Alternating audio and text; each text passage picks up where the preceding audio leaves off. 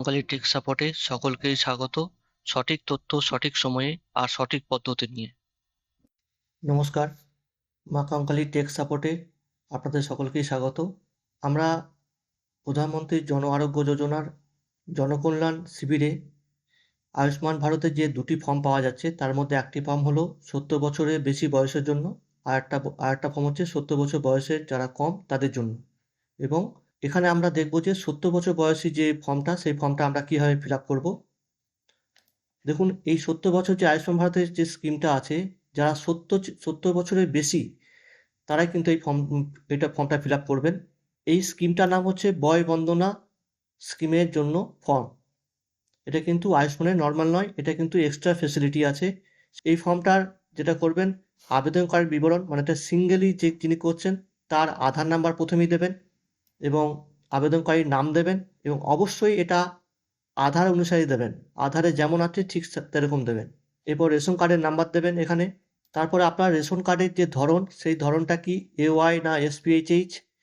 এইটা কিন্তু general card, সমস্ত ধরনের রেশন কার্ডগুলো আছে, এটা সবাই এলিজিবল। 70 বছর বয়স হলেই কিন্তু এটা পাবে। তো সেই জন্য এখানে সমস্ত ক্যাটাগরিরই কিন্তু দেওয়া আছে, যেটা হবে সেটা আপনারা টিক দিয়ে দেবেন। এরপরে দেওয়া আছে আধারের সঙ্গে যুক্ত মোবাইল নাম্বার। এটা কিন্তু খুবই জরুরি জিনিস। আপনার আধারের সাথে যে মোবাইল নাম্বারটা লিঙ্ক আছে, সেই নাম্বারটা আপনাকে এখানে বসাতে হবে। এই আধার সাথে মোবাইল নাম্বারটা কী করে, কোন নাম্বারটা যুক্ত আছে আপনারা কীভাবে দেখতে পাবেন, সেটা আমার একটা ভিডিও আছে। আপনারা এইখানে গিয়ে এই যে লিঙ্কটা দেখাচ্ছে, এই লিঙ্কে গিয়ে আপনারা দেখতে পেয়ে যাবেন। এরপরে উনি কোন লিঙ্গ, পুরুষ না নারী না অন্যান্য, সেটা আপনাকে বলতে হবে। এখানে জন্ম তারিখ লিখবেন, প্রথম দুটো দিন, মাস, তারপরে বছর, তারপরে আপনার সম্পূর্ণ ঠিকানা দেবেন। প্রত্যেক ব্লক, পঞ্চায়েত, অবশ্যই ব্লকের নাম দেবেন, পঞ্চায়েতের নাম দেবেন, গ্রামের নাম দেবেন। যদি মিউনিসিপ্যালিটি হয় মিউনিসিপ্যালিটির নাম দেবেন, ওয়ার্ড নাম্বার দেবেন এবং কোন পাড়া সেই পাড়াটার নাম দেবেন। গ্রামের ক্ষেত্রেও ডিটেলস সেই পাড়ার নাম দেবেন, পিনকোড নাম্বার, এগুলো সব দেবেন, পুরো ডিটেলসটা দেবেন। অবশ্যই ব্লক পঞ্চায়েতের নামটা কিন্তু দেবেন, শুধু ভিলেজ পোস্ট অফিস দিয়ে কিন্তু দেবেন না। এখানে জেলা দেবেন, দেখুন ব্লক বা বিডিও অফিস, এখানে গ্রাম পঞ্চায়েত বা ওয়ার্ড, তারপরে পরিবারের প্রধানকে তার নামটা দেবেন এখানে, হেড অফ ফ্যামিলি যেটা, তার নামটা দেবেন। এরপরে পরিবারের সদস্য সংখ্যা কতগুলো সেই সংখ্যাটা বসাবেন। তারপরে ওনার প্যান নাম্বার বসাবেন। এরপর হচ্ছে এপিক নাম্বার, মানে ভোটার কার্ডের যে নাম্বার সেই নাম্বারটা, এসি নাম্বার মানে সংসদের বিধানসভা যে নাম্বারটা, সেই বিধানসভার নাম্বারটা দেবেন। তারপরে পার্ট নাম্বার বা বুথ নাম্বার, এরপরে সিরিয়াল নাম্বার দেবেন। এটা কীভাবে খুঁজবেন আমার একটা ভিডিও আছে, এই লিঙ্কে গিয়ে আপনারা পেয়ে যাবেন। যদি লাস্ট যে ভোটটা দিয়েছিলেন সেই ভোটে আপনাদের কাছে ইলেকট্রাল রোল আছে বা যে স্লিপটা ছিল, সেই স্লিপটা কিন্তু আপনারা ব্যবহার করে এখান থেকে ফিল আপ করে দিতে পারবেন। এছাড়াও এই 70 বছর বয়সী যিনি নারী বা পুরুষ যিনি, ওনার যদি স্বাস্থ্যসাথী কার্ড থেকে থাকে, সেই বা উনি যদি অন্য কোনো ছেলে বা বৌমা কারো কার্ডে যদি ঢুকে থাকেন, তাহলে সেই কার্ডের নাম্বারটা 17টা অক্ষরের, এটা কিন্তু বসাতে হবে। এরপরে আবেদনকারীর আধার নাম্বার দিতে হবে এখানে। আবেদনকারীর নাম দেবেন, রেশন কার্ড নাম্বারটা আবার দেবেন, ডেট অফ বার্থ, এই পার্টটা কিন্তু যিনি অফিসিয়াল পার্ট থেকে এটা ছিঁড়ে দেওয়ার জন্য, কেটে আপনার কাছে দেওয়ার জন্য, এই পার্টটা আপনিও নিজেই ফিল আপ করে রেখে দেবেন। এর পরের পৃষ্ঠায়, যেটা পিছন দিকে যে পৃষ্ঠা, সেখানে হচ্ছে যে আপনাকে লাস্ট যে ভোটার তালিকা হয়েছে, সেই ভোটার তালিকায় এসডি লিস্টে আপনার তালিকায় নাম আছে কি না। এসডি মানে অ্যাবসেন্টি, শিফটেড এবং ডিলিটেড। এখান থেকে আপনার নামটা আছে কিনা, যদি হ্যাঁ হয় তাহলে হ্যাঁ দেবেন, হ্যাঁতে টিক দেবেন, না হলে নাতে টিক দেবেন।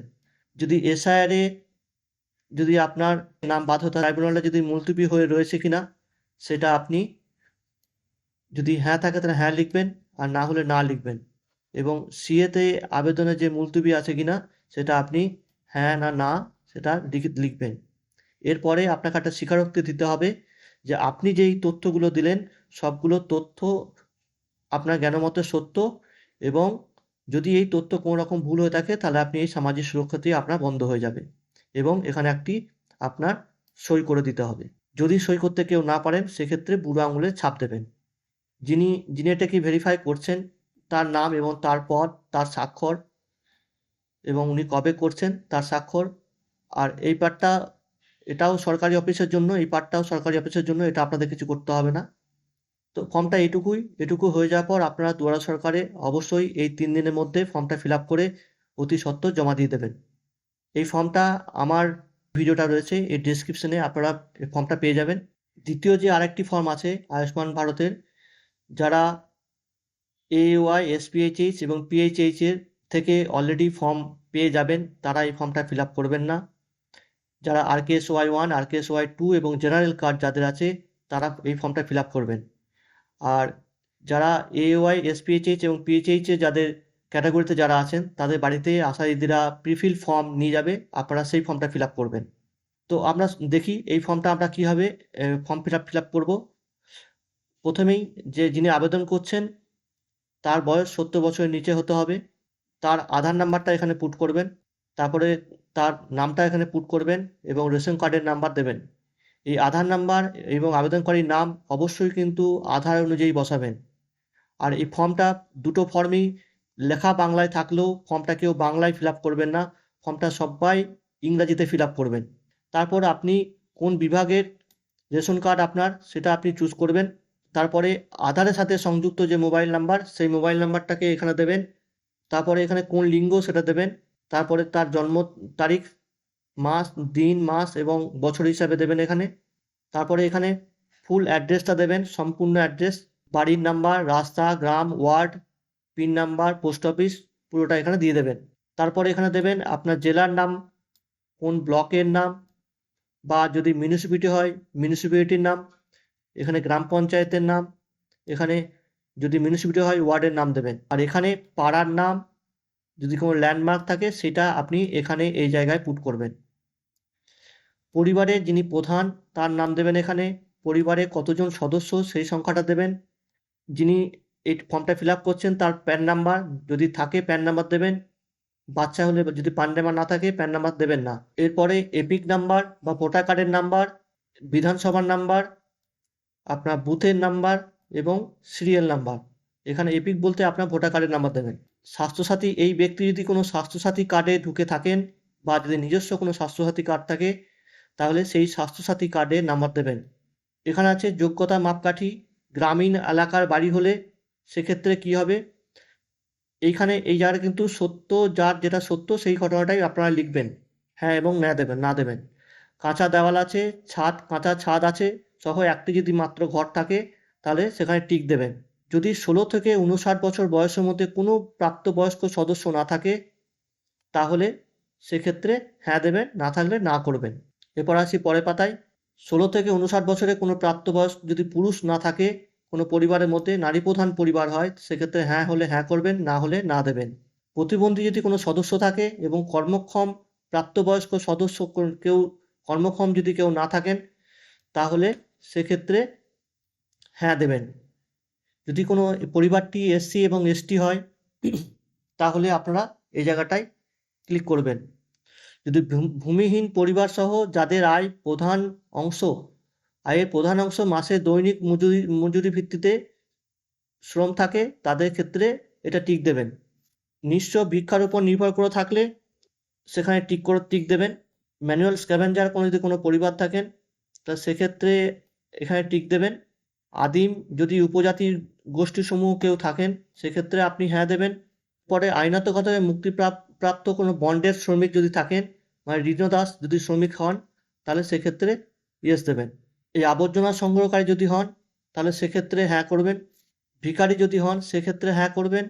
গৃহকর্ম সহায়ক বা সহায়িকা হলে সেটাই টিক দেবেন। রাস্তায় ফেরিওয়ালা, মুচি, হকার, রাস্তায় কাজ করা অন্য পরিষেবা প্রদানকারী ব্যক্তি হলে সেক্ষেত্রে টিক দেবেন, আর যদি না হয় সেক্ষেত্রে না দেবেন। নির্মাণ শ্রমিক, প্লাম্বার, রাজমিস্ত্রি, শ্রমিক, রং মিস্ত্রি, ওয়েল্ডার, নিরাপত্তারক্ষী, কুলি, অন্যান্য মাথায় বোঝা করা বহনকারী শ্রমিক যদি হন সেক্ষেত্রে এটাকে টিক দেবেন। ঝাড়ুদার, স্যানিটেশন কর্মী যদি হন, মালি হন তাহলে এটাই ক্লিক দেবেন। বাড়ি ভিত্তিক কর্মী, কারিগর, হস্তশিল্প কর্মী, দর্জি, এগুলো হলে আপনি এখানে টিক দেবেন।